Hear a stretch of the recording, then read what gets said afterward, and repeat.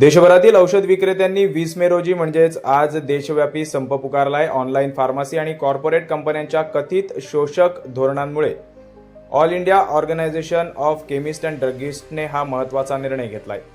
या संघटनेने केलेल्या दाव्यानुसार देशभरातील 12.5 लाखांहून अधिक केमिस्ट आणि औषध विक्रेते या संपात सहभागी झालेत।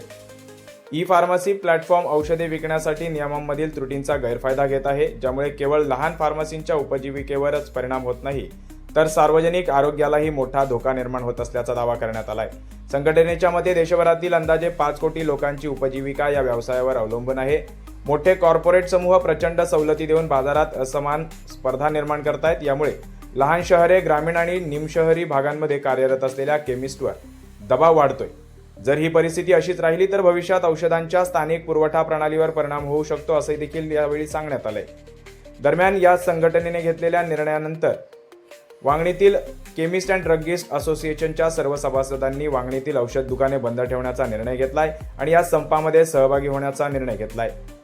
यावेळी संघटनेने सरकारला मोठ्या सवलतींवर बंदी घालण्याचे आणि सर्व व्यवसायांसाठी समान संधीचे धोरण लागू करण्याचे आवाहन केलंय। हा केवळ व्यावसायिक मुद्दा नसून रुग्णांच्या सुरक्षेचा देखील प्रश्न असल्याचं म्हटलंय। जर सरकारने 20 मे पर्यंत ठोस निर्णय घेतला नाही तर संघटना अनिश्चित काळासाठी आंदोलन सुरू ठेवेल, असा देखील इशारा यावेळी देण्यात आलाय।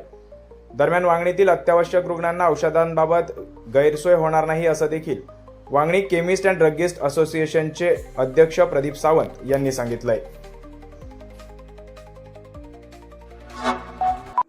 Like, comment, share and subscribe.